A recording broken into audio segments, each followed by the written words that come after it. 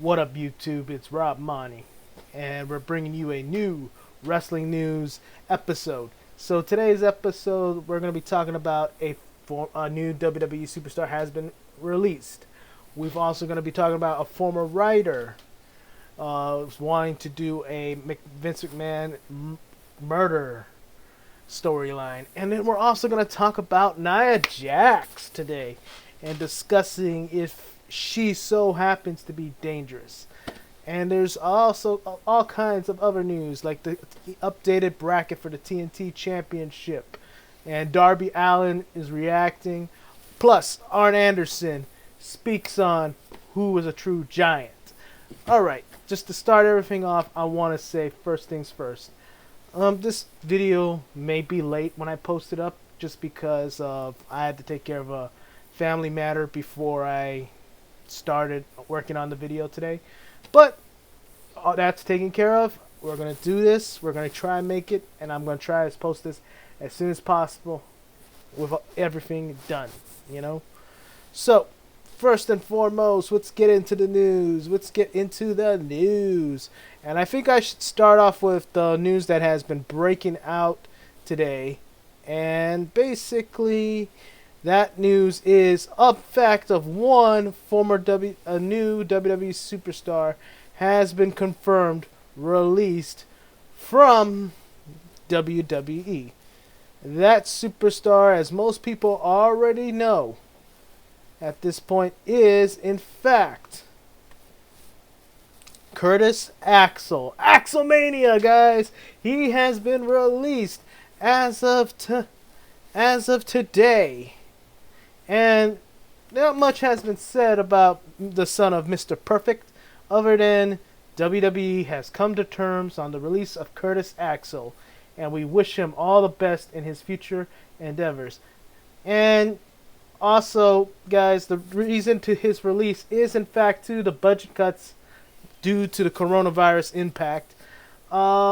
This is actually a huge loss in my opinion, because Curtis Axel is probably one of the best talent in the world right now. He doesn't have the best mic skills or promo skills, in my opinion, in general. A little dust there on my mirror. We're going to the Arn Anderson. All right, but basically, I still consider this a big loss, just because how great Curtis Axel actually is, and I hope for the best for him. I hope that WWE will bring him back. I mean, come on, he has a lot of potential out there. Did I see this coming for a while? If you guys ask me, I kind of did, just because Curtis Axel, Joe Henning hasn't done much since the last year, or since the B team. This makes me now question Bo Dallas, if he's gonna be still with the company after this whole situation. But with Curtis Axel, man, oh man, I think of all the guys they have that is very heavily underutilized is Curtis Axel, and I think that Axelmania would have got him over, but it just died because Sandow got the boot. And the fact that Hogan's racist remarks in that Gawker trial. This is a sad loss, in my opinion, for the WWE. Probably one of the ones that Vince probably didn't want to let go. But unfortunately, he has been let go. So, do I think he'll do good outside of WWE? I believe he will. He would be a great talent in Japan, that's for damn sure. Would he work well for AEW? I think it's very possible. I think another good place for him to go to is Impact. And if he really wanted to reclaim the Henning name more, Ring of Honor is right there. So I could see Curtis Axel doing well outside WWE. So it sucks. We lost a good talent from WWE. Now we're going to get to see him somewhere else. I think some of the fans who are true Curtis Axel fans, who are internet wrestling hardcore fans who want to watch AEW or all the other promotions, they're all excited because now they're gonna get to see what he's gonna do outside WWE. I'm excited. At the same time, I feel bad. I mean, this is a guy who just lost his job. I'm pretty sure this is one of the cuts Vince did not want to cut, you know? I mean, he kept him in for so long. I mean, I didn't think he was going to get fired out of this, but he did, so. That's just my honest opinion. And now I'm just rambling on about it. Well, to me, it's big news. Jericho has even mentioned it on his Facebook that Curtis Axel has been released. I'm thinking Jericho is looking at Curtis Axel into... Sorry, guys, there's something in my eye. That I think Chris Jericho's probably scouting and looking at Curtis Axel and say, hey, we could pick him up and we could do something with him, which would be cool, you know? Alright, so next thing is up here. We also have a big story from last night's AEW. As well, we will go over the TNT Championship Tournament. As you guys know, as you can see right here, they had announced they did this for AEW last night, which was Bubbly Fight Club, which is Chris Jericho's Inner Circle's side group, you know. So like if you know Being the Elite, they got all the guys from Being the Elite. But Bubbly Fight Club is a new thing that they're doing for AEW, and my God, for all the people that got involved here, is just like it's a who's who in reality. I mean, you have the likes of Train Jones, who is Virgil. You have Ted Irvine. I think that's Chris Jericho's father. You have freaking Silent J and wait a minute, is it Jay and Silent Bob? Vicky Guerrero, Gabriel Iglesias, and then there's also Slipknot's Corey Taylor, who are all a part of this. Made an appearance on AEW last night. The interesting note here is that Slipknot's lead singer Corey Taylor is actually is actually a very shocking one to a lot of the fans. For the interesting fact, which is stated here, is that Corey Taylor and Slipknot is basically the band that plays NXT's main theme. So, this is a very interesting note in general. I think for those of you guys who have heard Chris Jericho on many times on his show, gone on the record and said that he's kind of called taboo for WWE. Like, they're not going to mention him while he's gone from the company. And it's not just him now. Vicky Guerrero, on another level, has also stated that ever since I appeared on AEW, they don't want to talk to me at WWE anymore, kind of thing. A lot of people are looking at this as petty in a way, but I think a lot of people who are finding this interesting is what is WWE gonna do in a time after this has been released? Are they gonna be changing NXT's theme? Is Slipknot no longer able to appear on WWE TV at all? Another thing is too, guys, Gabriel Iglesias was just on WWE Backstage. So is he also banned? Which most people don't realize. Earlier, when AEW first opened, Jay and Silent Bob were also scheduled to go to WWE to be at one of their shows, and they got banned because they appeared on AEW. So this is something that is very interesting in itself. So if you are a wrestling fan right now, and I'm going to say this. For one, you probably are in an interesting time period, in a time loop. So this could mean there might be a change in NXT soon. And are these people all banned from WWE? My honest opinion is I don't think they're banned from WWE in general. You know, I think just at the time for WWE to stay contemporary with what they got as a product right now, they're gonna update their product depending on what goes on between the AEW and WWE rivalry. And as we know, NXT and Dynamite are on the same night, so I don't think it looks good on WWE if they continue to use Slipknot's music for their entrance, for their beginning theme of their show, which in all retrospect, that would be the wise decision to change the theme song. If they stick with it, that's cool, but to stay contemporary in the current day product, I could see them making changes. And why are they gonna mention Vicky if she's not appearing on their TV? Why are they gonna mention Jericho if he's not gonna be on their TV? Think about it, guys. Obviously, they're not gonna mention Virgil because Virgil is a freaking legend in the business. So, yeah.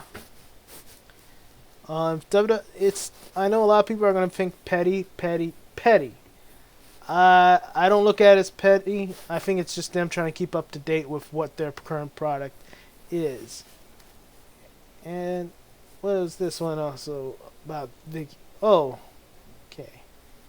Now we're also going to talk about... Shoot, where is that? Where is that article? No. Alright. We're going to be talking about AEW's Dynamite's results last night as far as where the tournament stays. For those of you guys who are wondering, no. Alright, so as you guys know, Darby Allin and Cody Rhodes wrestled last night, and so did Dustin and Lance Archer. And basically, the new TNT Championship Tournament has been updated. I think to check this out, guys, we're going to go on to AEW website. Oh, man.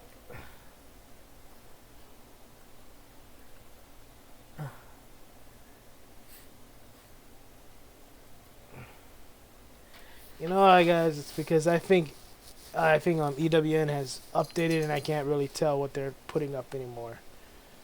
Alright, so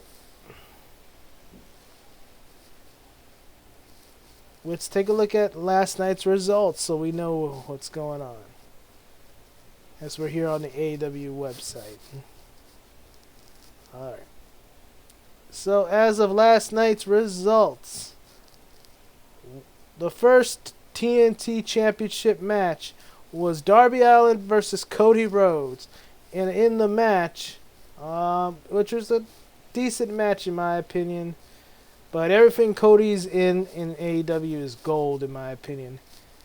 And Cody defeated Darby Allin last night. Oh, what the frick, guys. I tell you, something must be going on with my internet. So, right here, as you guys know, Cody has gone and defeated Darby Allin. And which was a close call. Darby actually dropped the coffin drop right on Cody, but Cody countered it into a roll-up, which was actually kind of cool. That's basically what a smart match is happening that you don't think. You think it's going to end because a coffin drop or a crossroads. A lot of guys who watch wrestling now know the roll-up's used a lot. It's actually the most dangerous move, and so many people would say. But a roll-up is actually... Bret Hart used to do the roll-ups all the time. He did the victory roll-up, did the schoolboy, did the crucifix. And you know what? He made it make sense. And in this particular match, Cody made it sense. And I really enjoyed this match. Now on to the other side of AEW TNT Tournament. we got to watch Dustin Rhodes versus Lance Archer. And I'm trying to find it, right? I know that was on the card last night, guys. Saw it, too. Did I, like, pass it? Oh, yeah. Right here. It's on the bottom. It's the main event. So, Archer had a very dominant display out there.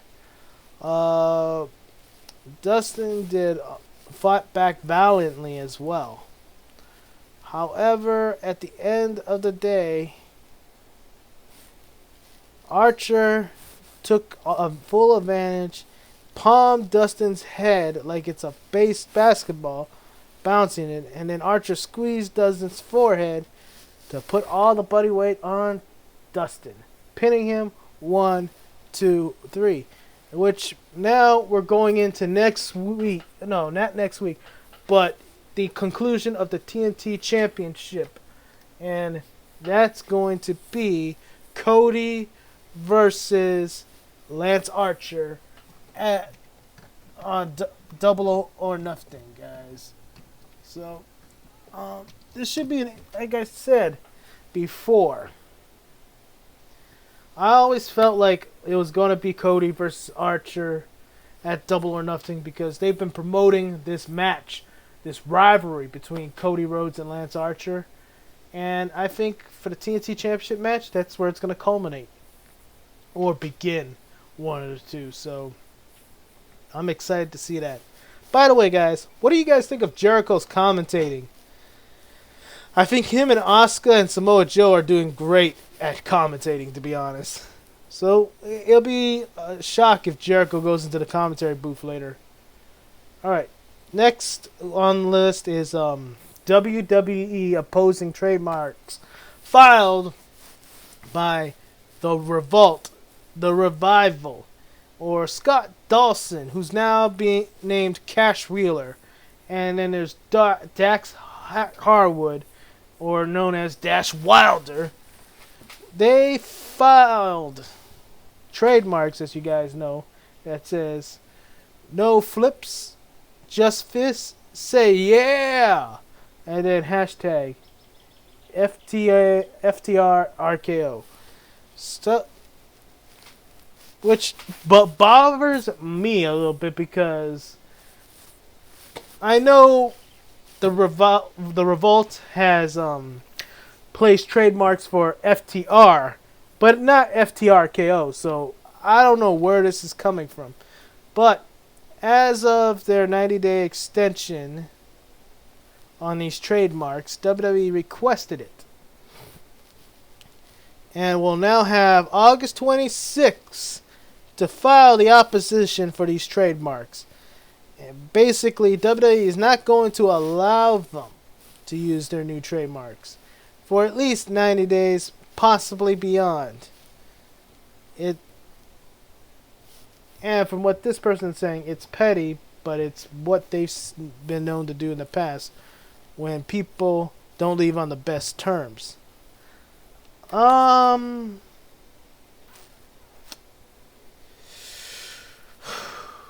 If you guys want my honest opinion, is this petty? Not really, but I could see how it is.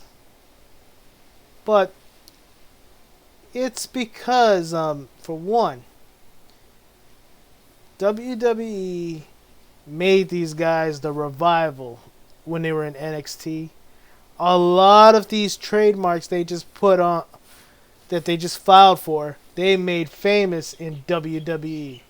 WWE has a lot of merchandise with these particular trademarks. And on top of that, on top of it all, is that these guys should have known this coming out of the bag. They were trying to take all their shit with them to WWE. In my opinion, Is it petty? A little bit, because it's like WWE's trying to protect their product, and they don't want AEW or someone else to get a hold of their product and basically shit on their business, basically. Um, Quite honestly, a lot of us fans were probably like, well, it's petty because, for one, I mean, it's their shit. Why can't they use their shit outside the company? You're forcing them to do new shit. Well, if you guys ask me, they did that to Kurt Angle a long time ago, so he couldn't use "it's true, it's true, it's true." Instead, he had to say, "It's real, it's damn real." So, I could see what they were trying to do, but here's the thing. Sometimes when you come up with an idea and it stays your idea, it's best to file the trademark on your own so you can keep that trademark. That's why Hulk Hogan, before WCW, never got to use Hulkamania t-shirts, because those t-shirts were trademarked and registered by WWE. Other than that, Hulk had to use the Hulkster on the shirt. He couldn't use Hulk rules, Quite honestly, this might be hard for the Revolt to make their gimmick work. But you know what? Let me tell you this. You can always turn it around and make it a good thing. Look at Cody. They took away the Rhodes name, but he liked using, like he said before, he likes to use Cody more because it makes him synonymous with himself and not just the Rhodes family. And the fact of the matter is, everyone in the world know who Cody Rhodes is. So even more so that his name Cody is amplified. I think with the Revolt, it could be the same thing as that. It's just it's what you make out of it, guys. Yeah, it's a petty situation, but you know what? I'm pretty sure these guys will find a way. That's just my honest opinion. Alright, next on today's discussion. Chris Jericho referenced Xavier Woods during AEW commentary, and which Woods responds to the references going like, wow. And basically, a young Cody Rhodes beat a young Austin Watson in amateur wrestling.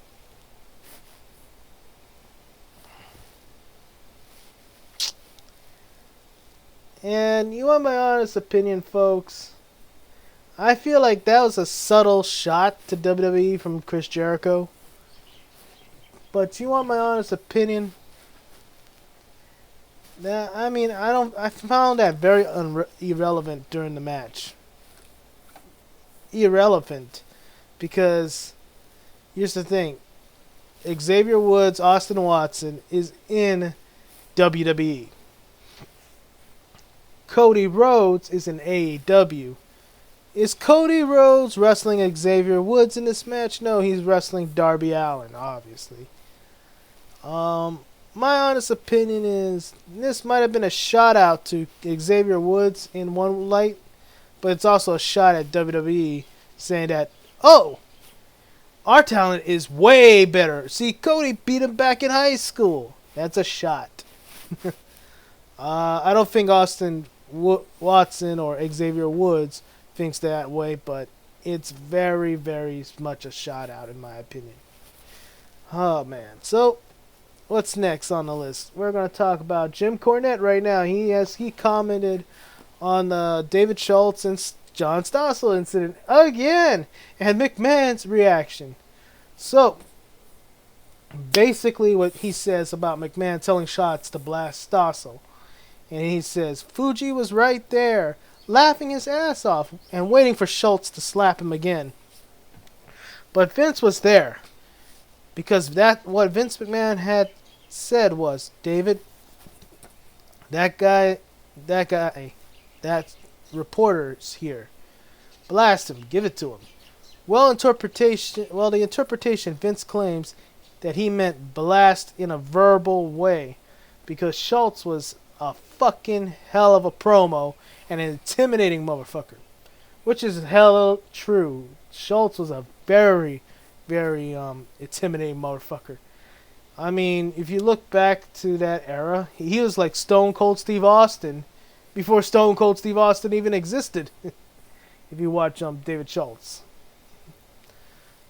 But Schultz told him, hey, my boss just said, go knock this motherfucker out. If he gets out of line, and the video was part of the lawsuit, and David has lost those documents, etc. Has a lot of those documents. So,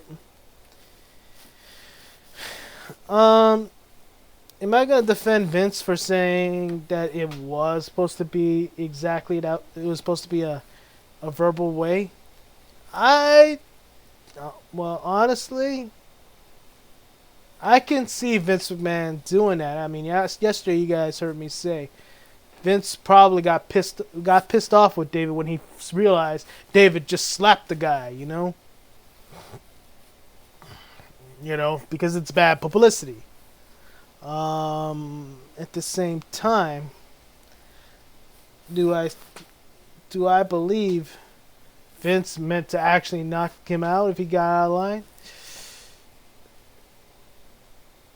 The evil empire tells me yes. But reality tells me no. Vince actually meant blast him in a verbal promo like any other classic wrestler would. So basically Vince was just asking for Schultz to be like a Scott Steiner for this interview and just give him a hell of a heel promo, basically. Schultz, protecting the business, is going like, okay, yeah, that's no problem, Vince. I'll stay in character. Tell me if it's fake. Well, let me tell you this. John Stossel, guys, was out of line when he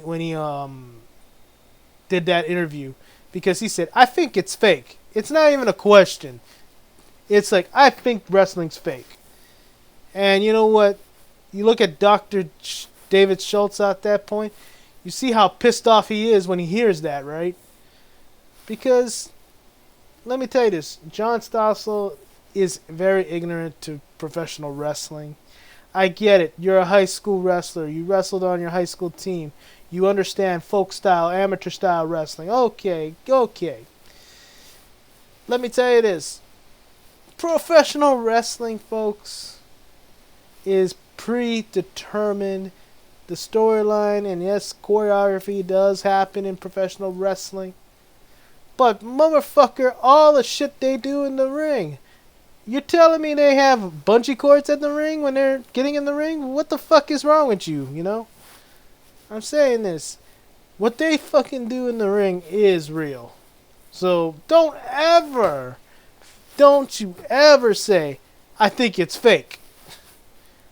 Especially back in those days where basically if you were asking for a slap, you were going to get a slap. Or even worse. So I agree with Schultz on that one. That's why I stand with Schultz. But I also stand with Vince because it's like Vince probably just told him, just cut a fucking mean promo out there. Show this guy how fucking mean you are, you know? Because I know you are the best damn heel in my company. Kind of thing. And that's where it went. And this is what Cornette had to say. Vince not knowing what was he getting into.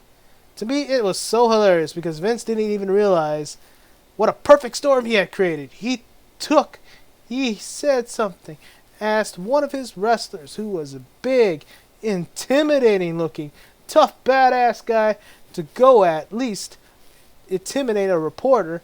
But even Vince didn't realize the sweet irony of the whole thing is a smart-ass Yankee reporter was going to tell this badass from West Tennessee that wrestling was fake. When this badass from West Tennessee was personally trained by Herb Welch, a shooter from the 30s. Schultz, at the point, was literally one of the last links of the pioneer days of the 30s and the old carnival shooters and the Welch family and the training guys do to fucking work by stretching him in the barn before smartening him up.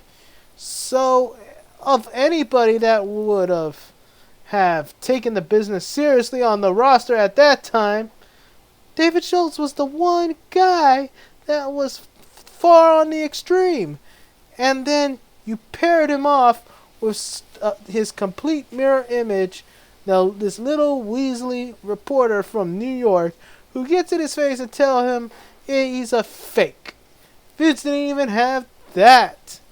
Didn't even grip that irony. He was just using Schultz because he was a badass looking guy. He didn't realize that Herb Welch had beat this motherfucker until he could not walk, until he had to crawl into his house every night.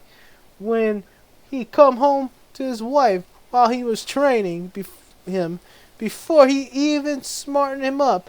And the whole the overriding policy, the one directive that David Schultz was given since the first day he was smartened up after he had shit kicked out of him, had been stretched from asshole to appetite, was never expose the business, never give it the secrets away. It was perfect. And then on Jim Cornette's initial slap, if you guys want to listen to him say it instead of listening to me, you can watch this video. But his initial reaction to that reaction to backstage after the slap, Schultz was a hero to me when it happened. He was a hero to a lot of guys. Everybody popped because that was the pre-internet days. You didn't know what had actually happened and what it looked like until you saw it on TV. And he slapped the bejesus out of Stossel. Stossel needed Omex for after that. Oh man. You guys want my honest opinion about David Schultz? The dude is a fucking badass, and I can't argue with Cornette on this. You just can't. You just can't. I mean, he had so much wrestling history knowledge to know this, especially about David Schultz. I mean, it makes Dark Side of the Ring not do David Schultz any justice, but damn. Alright, next on the list. Sean Spears. Ty Dillinger has been given permission by Bret Hart to use the sharpshooter. For those commenting a while back, I sent a text to Bret Hart asking a question. He told me, go for it. It works. Tonight, Jericho mentioned I paid tribute to a Canadian icon by winning via the sharpshooter. It just makes sense. Mine now. Love you, Bret. So, I guess, as of tonight, as you guys know, there's a lot of wrestlers recycling old wrestling moves. For instance, Seth Rollins doing the pedigree. Kevin Owens doing the Stone Cold Stunner. The Fiend using the Mandible Claw. And now Sean Spears is joining the list and is using the sharpshooter. I say, yeah, that's freaking cool. And I'm glad he asked Bret the permission. I would have been offended if he didn't, as a fan. Alright, so next, on to NXT news. Beth Phoenix and Mario Ranallo were not at NXT last night. Even though you hear the voices of Beth Phoenix and Mario Ranallo, they weren't at the Performance Center physically. In fact, they actually recorded their lines from home since the show was taped. And Tom Phillips filed in for Nigel McGuinness. Past reports suggested that Ranallo had opted not to fly in for tapings due to the pandemic. So if you ask me, guys, I mean, hey, they did this back in the 90s. So for Beth and Ranallo to do the voiceovers, I think that's pretty good, I mean, it was good quality last night. And it's not like they were downgrading the matches either, so I think that was cool that they did that.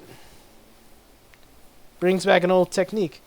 Now, we talked about Triple H having 25 years in the pro wrestling biz. Pentagon Jr. has commented on his 14 years. And what he says is, what a great I feel. I feel very blessed. Thank you all very much for your great support of Gasoline in these 14 years. And many of you have been since the moment zero. Congratulations, Ray Phoenix, for these 14 Cardinal years. You are the best. So, basically, the Lucha Bros are celebrating 14 years in the business as well. I say congratulations, guys, on 14, you know. And I think you guys are still going to pull off some great shit in the future. Alright.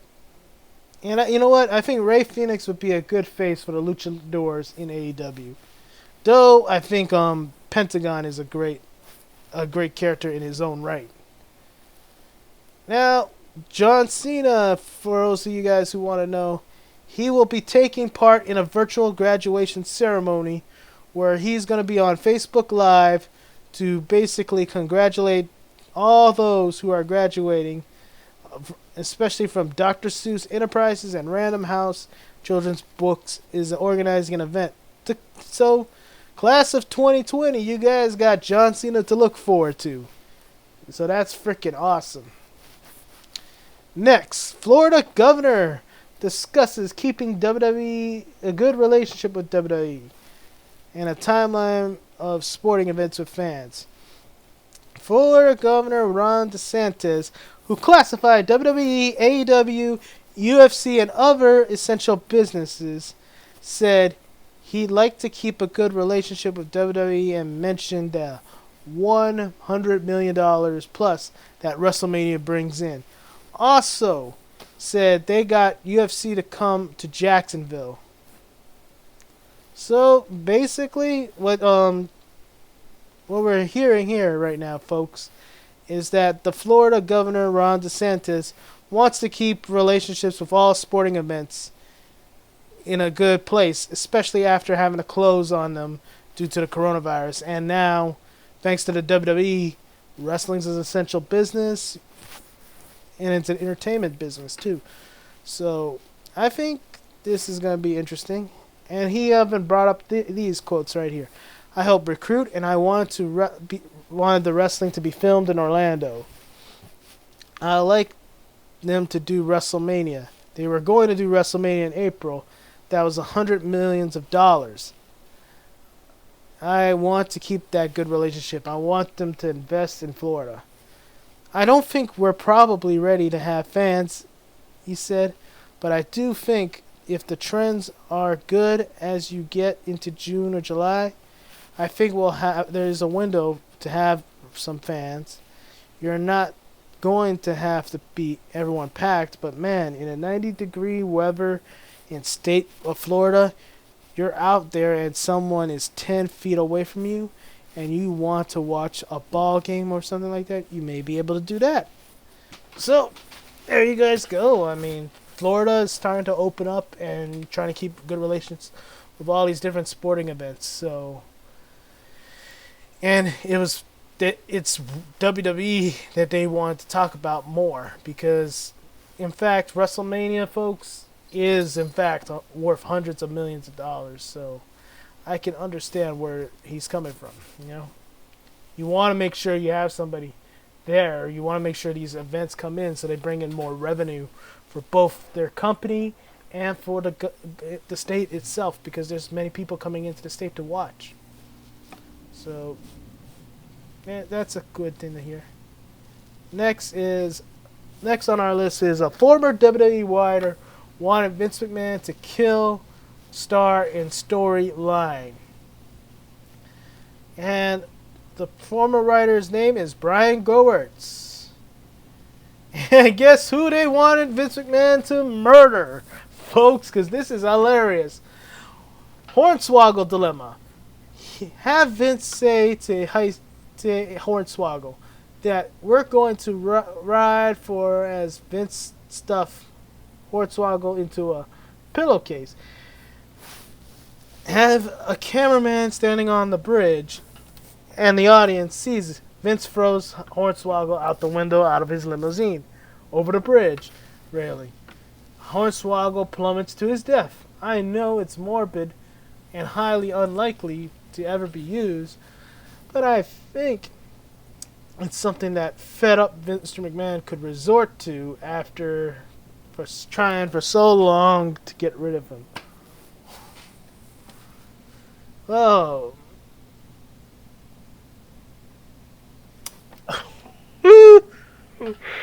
Guys. I don't know what the fuck, Brian, but what the fuck? Why would you kill someone on national TV? Stupid ass. And fuck, guys, I want to say this. I know Hornswoggle has been annoying for years to many wrestling fans in some way, but at that time, Hornswoggle was epic. He was hilarious. He was over for his gimmick. Oh, man. It would only be a year later before Triple H and Shawn Michaels would frickin' put it into it, you know? But still, Hornswoggle... I mean, Brian, what the hell? You wanted to kill Hornswoggle? What the fuck's wrong with you? Vince had a bigger fish to fry. Alright. I guess the next news, as you guys know, they expect Matt Hardy and Chris Jericho to have big plans in the near future, and Matt Hardy being a big future at AEW, because the AEW does plan to use Matt Hardy and the Broken Universe gimmick for many weeks coming on, you know? And honestly, I believe they were going to do this, especially if Matt Hardy has been given creative control as much as he got on this character that he's got. I could see him getting to do all that. So, AEW has big plans for Matt. Next, Jericho, Orange Cassidy, and the Best Friends are all heavily praised in the backstage. As you guys know, Jericho has been doing all this commentary work, and he has worked his ass off the top of his head within less than 24 hours notice. And he did commentary for 7 straight hours to put together all the vignettes, also putting vignettes together with the Inner Circle. Also, the Best Friends and Orange Cassidy has even worked 4 times over a 24-hour period. So they're getting the biggest praise right now because they are generally the biggest workers backstage at AEW right now. Also, more backstage news. We are talking about who wrote all the most recent Dynamite shows. It is being reported by PWI that Dynamite's last set of episodes have been written, in fact, by Tony Khan, with Cody Rhodes' input. And basically, Khan has been working on it because of the fact that he was going to have a small crew due to lockdown. And he was writing these episodes on the fly in a matter of minutes. But also, he wanted to build all the shows around the TNT Championship. So, for you guys who are wondering, this is Tony Khan trying his hand in creative writing for AEW. And here's the thing, folks. I look at a lot of people right now who are complaining that, oh, WWE does all the writing. They don't let the superstars ad-lib on their own. That might be true, but I'm going to say this. If Tony Khan's writing storylines, AEW is writing their shit. Just like Vince is writing his shit. The only thing that's being happened is I think they're giving more freedom in AEW for the wrestlers to speak what they want them to speak on their own words, where WWE is telling them read it word for word kind of deal. So And Cody Rhodes has been said to be very instrumental in helping putting these shows together. So this is basically the recent shows we've been getting from AEW, guys. Has been Tony Khan and Cody Rhodes working together in writing a good show. So I say keep up the good work right there. You know, it's great shit. And this has been a trial by fire situation. So basically, Khan is working his ass off trying to make this, to see if this works. So, you know, I can't wait to see what they have in store.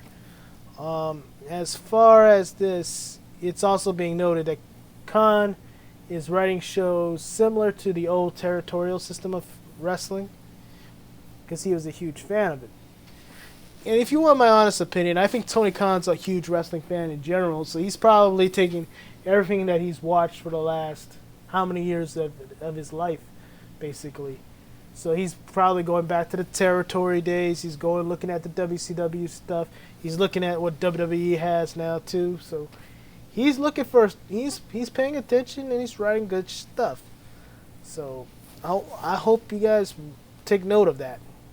I think he's keeping good tabs on the past. That's what I'm saying. All right. Last but not least.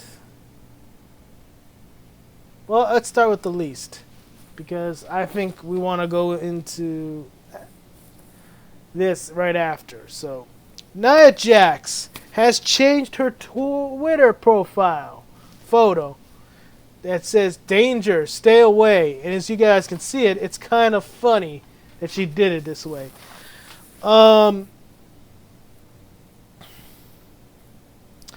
I've been paying attention to a lot of the wrestling world right now, and everybody has stated that Nia Jax has been a very, very dangerous person in the ring to work with. Me personally, I've never worked with Nia, in my opinion. Probably never will, but I'm going to tell you guys this. I would rather hear the stories from the girls themselves to say that Nia was really dangerous.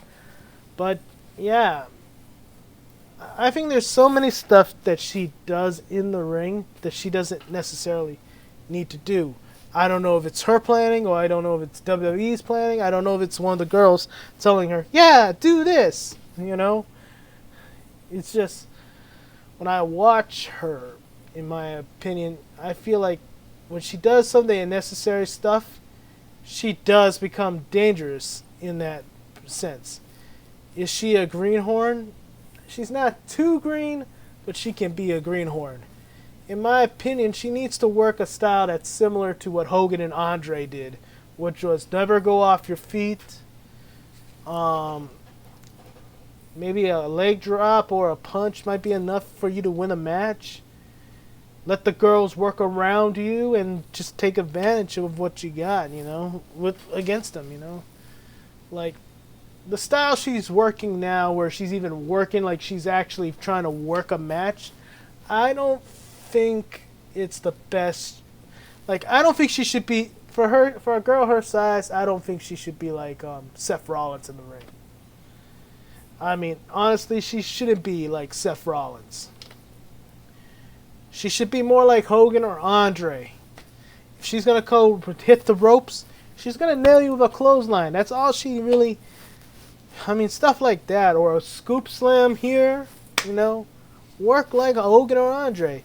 Because I think that's where she sells. Because she sells being a monster, guys. And that's what she is in the women's division. A monster.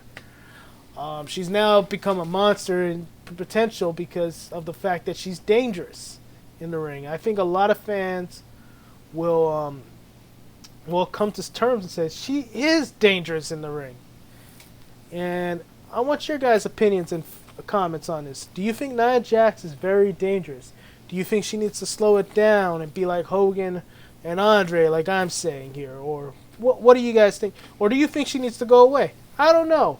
What are your guys' opinion? That's the question of the day. Should Nia Jax... Is Nia Jax dangerous? By the way, this episode's going to have 2 questions of the day. Because our next topic will be Arn Anderson and what he said about Andre the Giant. Basically, Arn Anderson has gone on and stated that Andre was the only true giant in wrestling. And here's his reasoning with all this, guys. And I think I'm going to... You guys can check out this whole article or his podcast. But what he stated, basically why. He says, he was a real giant in every sense of the word. There's been small, tall guys in the business. Big Show I never considered a giant, you know. Being a giant means that your head was the size of the Liberty Bell. And your ass was 4 feet wide. You were just so big and so out of proportion for any normal human being. Truly, it was like a mythical giant. And there was only one of those, and that was Andre.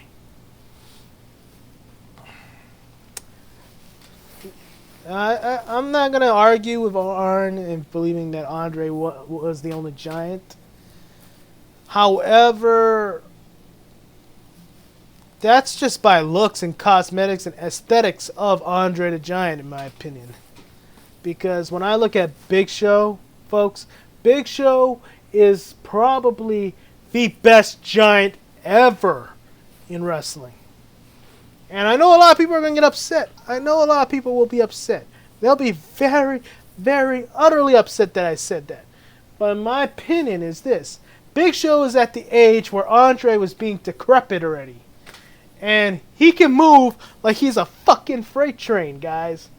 Big Show can still go at his age now. Big Show is more athletic than Andre. I look at it this way. People, I think the only reason why Big Show would lose in Andre's world is because of how lovable Andre is. And the fact of the matter is, Andre, back in his day, was good what he was. But I think Big Show is a better giant. That's just my honest opinion. But what do you guys think is a better giant? Andre or Big Show? Other than that, guys, that's it for today. I hope you guys enjoyed the video. Like, subscribe. Thanks for watching. Take care.